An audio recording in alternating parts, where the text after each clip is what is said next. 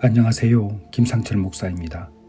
오늘은 마가복음 1장 35절 말씀을 통해 전쟁을 시작하는 새벽이라는 제목으로 새벽 묵상을 하도록 하겠습니다. 제가 본문을 읽겠습니다. 새벽 아직도 밝기 전에 예수께서 일어나 나가 한적한 곳으로 가사 거기서 기도하시더니 아멘. 저의 신앙생활을 가만히 돌아보면 저도 새벽형 인간이라고 말해야 되나요? 새벽에 잘 일어납니다. 부교육자 시절부터 새벽 기도는 제가 많이 담당을 했었습니다. 기억나는 새벽 예배는 당시 이제 신학교를 다니면서 부교육자 생활을 했기 때문에 설교를 그렇게 하고 싶었습니다. 근데 아직은 미숙했기 때문에 이제 다른 때는 못하고 새벽 예배 설교는 제가 좀 했었는데 그때 부교육자가 3명이 있었고 돌아가면서 이제 새벽 예배를 했습니다. 근데 하루는 원래 담당이었던 전도사님이 꼭 안 나올 것 같더라고요. 그래서 제가 혹시 몰라서 교회와 또 집이 가까웠으니까 준비를 했는데 아니나 다를까 새벽에 비가 너무 많이 왔습니다. 그랬더니 이제 전도사님이 연락이 와서 이제 못 갈 것 같으니까 저에게 좀 부탁을 하더라고요. 그래서 제가 이제 갔죠. 그래서 이제 나름 준비를 한 설교이기 때문에 기다리고 있는데 성도가 아무도 안 오는 거예요. 그래서 되게 이제 목회자들이 가끔 그런 경험이 있습니다만은 저 역시 방석만 깔아놓고 성도들 아무도 없는데 혼자 설교를 한 일이 있습니다. 그때 무슨 설교를 했는지 지금 생각이 안 나는데 아무튼 혼자 설교를 하고 기도하고 온 기억이 있습니다. 이처럼 새벽에 나가서 기도할 때 저는 은혜를 참 많이 받았습니다. 정신도 이제 맑아지고 집중해서 기도할 수 있었죠. 아마 우리 내가 사랑하는 교회 성도 여러분들도 새벽에 기도를 하신 분들이 많이 계실 겁니다. 우리가 예수님의 생애를 돌아보게 되면 예수님의 전 생애는 기도였습니다. 예수님의 삶은 기도로 시작해서 기도로 마쳤죠. 공생의 사역을 시작할 때도 기도로 시작을 했습니다. 중요한 선택의 순간에도 기도하셨고 십자가를 앞둔 그 죽음을 앞둔 그 상황에서도 겟세마네 동산에서 기도하셨습니다. 그래서 오늘 본문을 보게 되면 예수님의 전 생애가 기도였지만 그분에게도 특별히 기도의 시간이 있었다는 것을 알게 됩니다.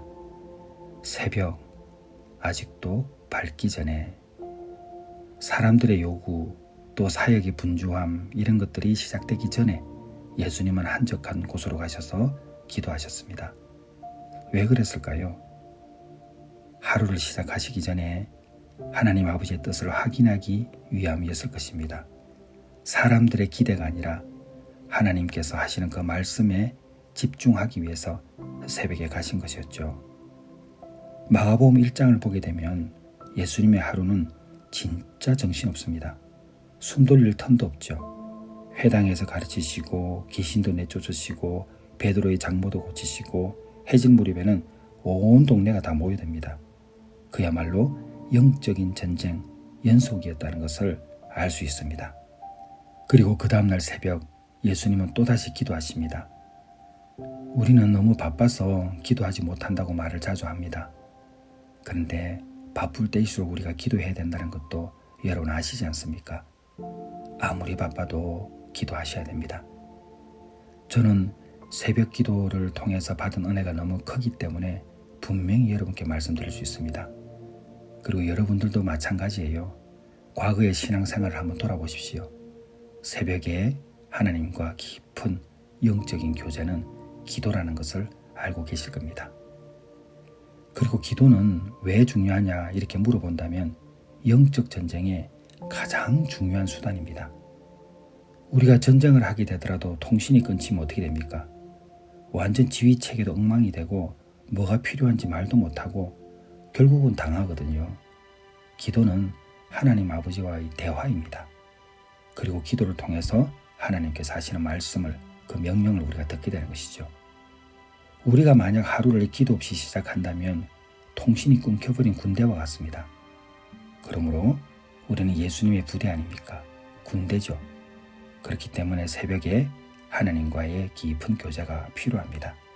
그래서 지금 하고 있는 새벽 묵상도 너무 중요한 거죠. 그리고 솔직히 말씀드리면 새벽에 일어나는 것이 쉽지 않습니다.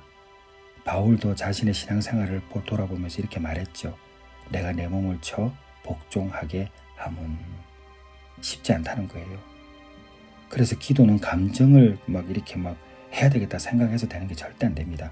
기도는 끈질긴 훈련을 통해서 정해진 시간에 할 수 있는 겁니다. 감정대로 기도를 할 때도 있겠죠. 꼭 기도하고 싶을 때. 그것도 중요하지만 기도를 정기적으로 정해진 시간에 하는 그 훈련도 필요합니다. 그래서 새벽이 좋다는 말씀을 여러분에게 드리는 겁니다. 그리고 기도를 하게 되면 사랑의 약속을 받게 됩니다.